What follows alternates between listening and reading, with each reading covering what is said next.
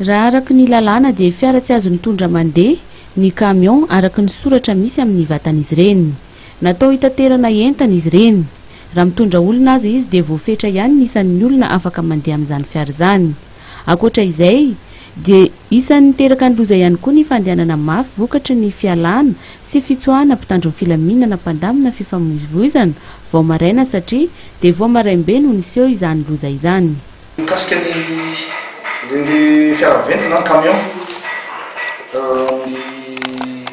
misy ireny zany natao hitondra vokatra azy ireny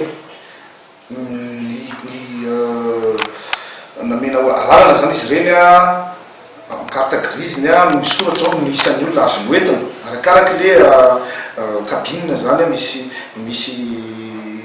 cabine zany mazaka olona maromaro misy tsy mazaka fa tsy le eo amin'ny devant eo ihany fa varie be zany reny arakaraky le camion.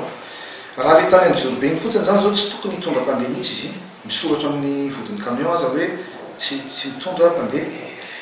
Misy nefa zao camion reny aménagé zany hoe namboarina manokana hitondra olona ohatran'ireny raha ny zorobe manokana dia vao maraina be izy ireo ny ala-tany Ambongamarina satria avy nakavady tany zareo dia andeha soratra ny talatany Volinondry miala maraina be raha fahafantarana anazy aloha ny fanangonam-baovao fanataonay dia nandositra ny installation na ny fipetrahan'ireo le gendarme manao ny police de la route satria amin'ny 10 maraina izy no accident efa tafavoakany goudron mantsy izy amin'io maika amonjo amin'ny talatany Volinondry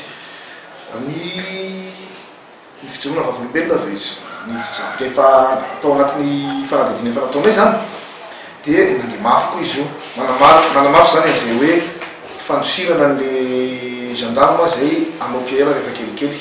Lalana azo lazaina fa milamina nefa ny lalam-pirenena fahatelo iny. Mahalana noho izany vao misy ny mpitandro ny filaminana manao police de la route. Tokony ataon'ny mpampiasa lalana an-tsaina nefa fa ny fanarahan-dalàna dia tsy natao ho an'iriterena fa natao indrindra mba hiarovana ny ain'ny mpampiasa lalana sy ny sarababem-bahoaka.